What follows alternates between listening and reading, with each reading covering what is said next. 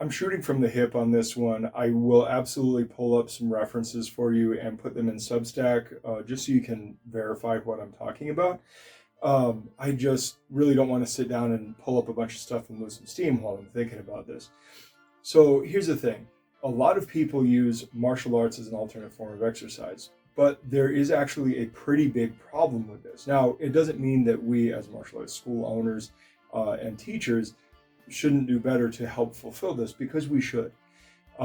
So much of what you see, especially in the entertainment, right, the movies and the cartoons and stuff like that, you always see these training montages where they're doing a bunch of strength training and cardio and stuff like this, right? And you look at combat sports, and cardio and strength training is always a part of it.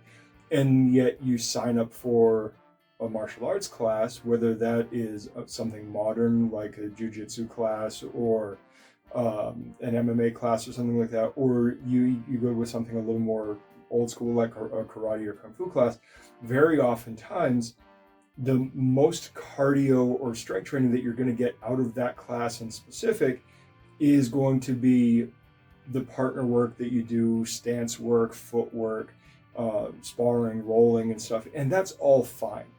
However, the problem is that most of us are running class for an hour or two.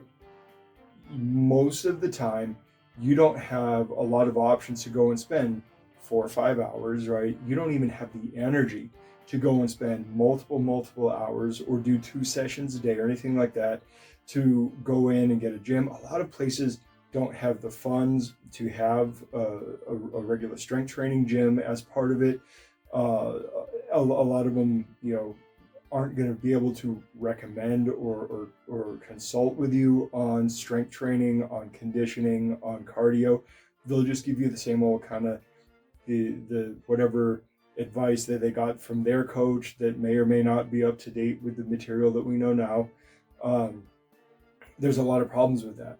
And so the one of the things that we know is that in general, when you're doing something technical like martial arts or playing a sport or whatever, you're going to be subconsciously trying to find more and more efficient ways to go about your performance, which means that over time, you will be challenging yourself less in the cardio, just going live, practicing your sport, sparring, rolling, whatnot.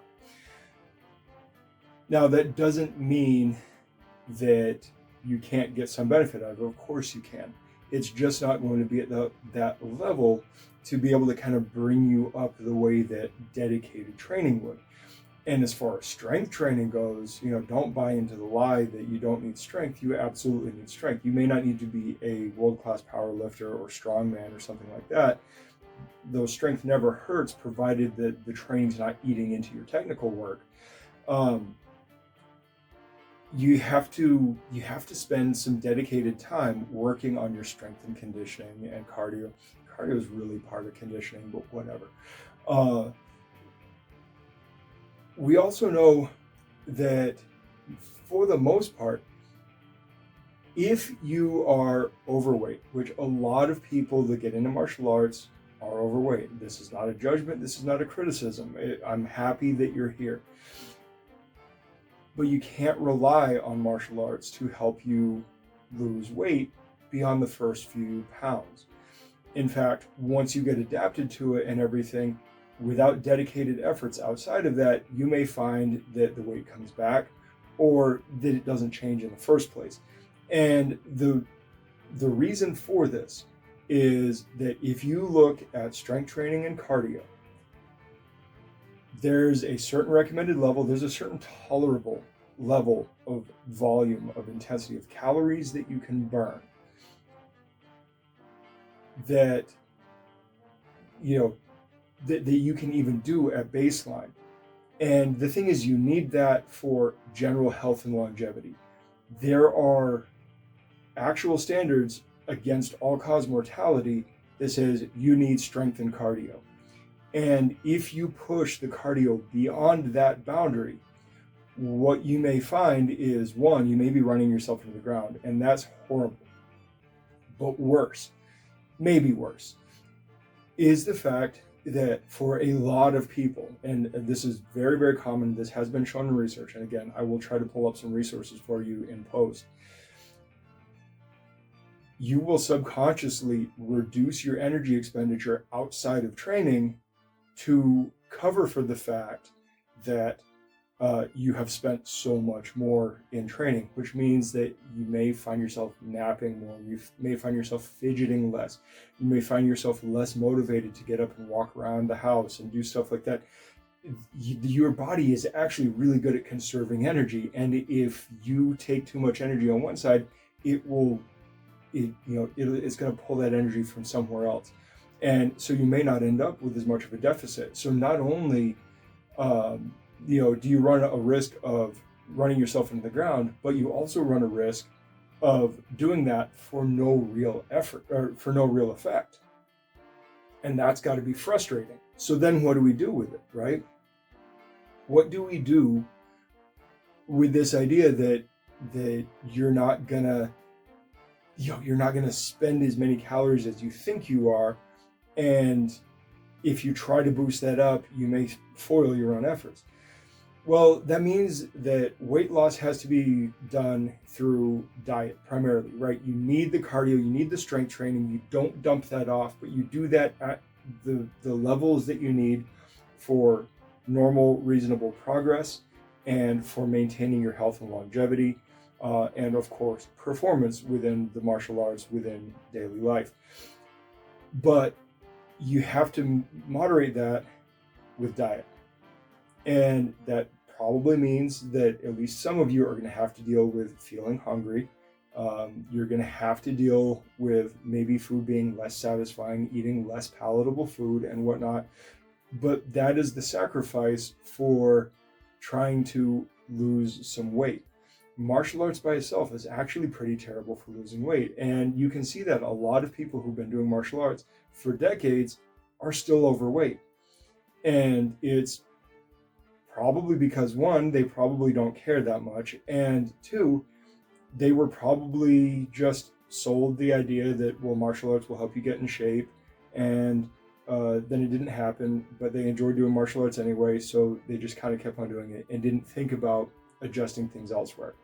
So look, you've got to make concerted efforts, and you have to make concerted efforts in your martial arts training for progress, in your strength training for progress, in your conditioning and cardio for progress, and in your diet for progress. You have to make concerted efforts across these things, and yes, that costs you attention and time, and it's just part of the game.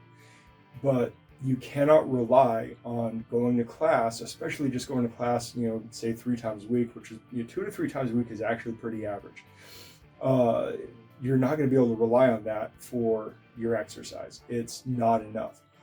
Now, if you can dedicate 4 or 5 days a week to class, if you can dedicate time to dedicated strength and conditioning and cardio and all of that, and moderate your diet, then you're going to see real results. But the fact is that you have to make that a part of your total routine.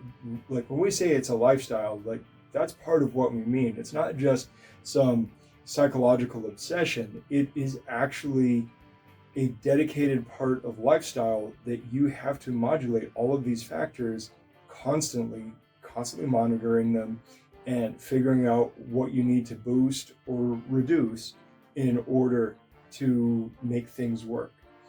But I don't want to necessarily be negative on this, but we've got to be real about this. If you're doing martial arts as an alternate form of exercise as opposed to going to the gym, that's probably just not going to cut it unless you're in a class that is doing a lot of body lifting with your classmates, and hopefully that you're in similar weight classes so that everybody gets some good benefit out of that. That's usually not the case, but look, it's going to take dedicated effort across multiple fields. We want to make sure that you're getting the results you're looking for, and while those of us who run schools can't be all things for all people, we can do better on our part. We absolutely can do better on our part, but on the other side of it, we need you to have realistic expectations and come into this knowing what it's going to take. And if your coach doesn't know about this stuff, that just may not be their area of study. Like, I've been studying this stuff for almost as long as I've been doing martial arts, but a lot of people haven't. A lot of people don't have any more knowledge than your monthly glossy magazine does. And that's fine. It's not ideal, but it's fine. It just means that you're going to have to look elsewhere for it. And thankfully, there's a load of information for free on the internet. And I'm not talking even pirated stuff. I'm talking like legit, just offered for free, basic advice. Almost everybody has given away like the basic ingredients for health and wellness and general improving strength. They're just not going to give away like their programming and specific personalized diet and stuff for free. That's all going to be paywalled, of course. But if you want to know just the basic formula and kind of figure out the math for yourself, man, that's all out there. I mean, we've done videos on this stuff too. And this information is all out there in abundance for free.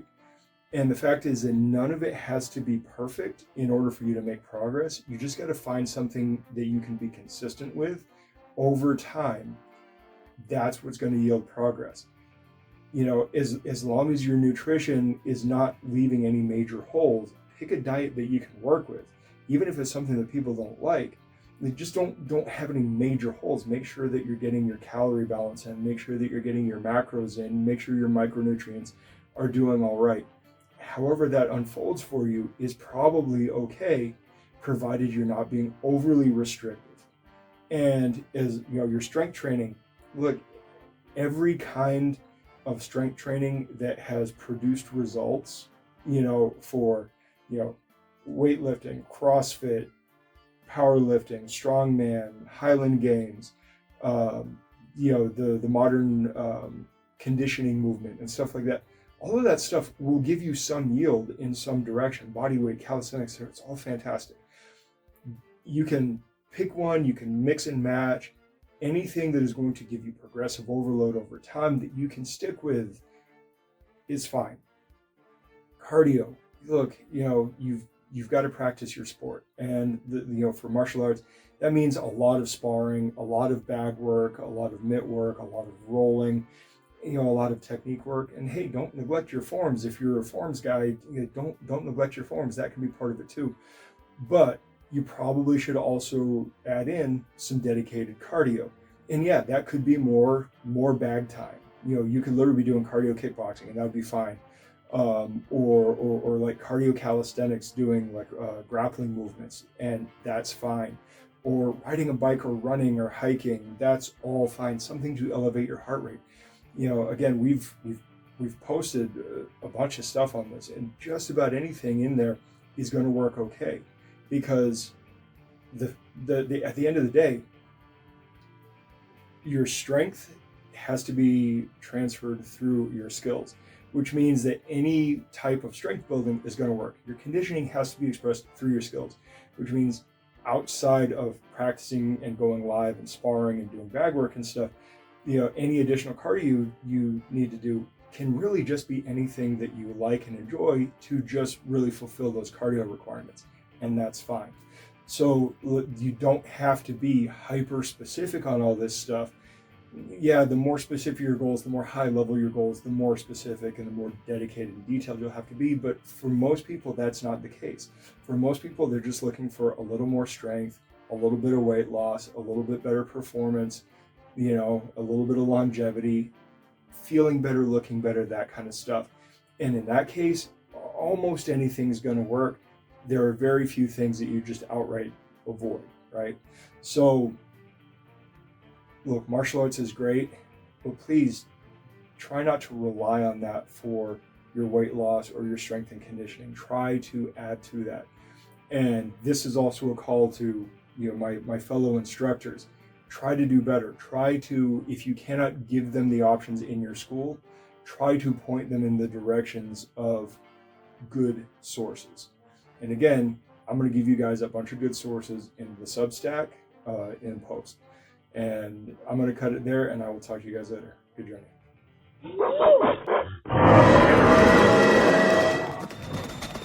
Thanks for watching. Like, subscribe, share, Check us out on our other socials, and please head over to blacksunboxing.com to get a little more info, including how to contact us.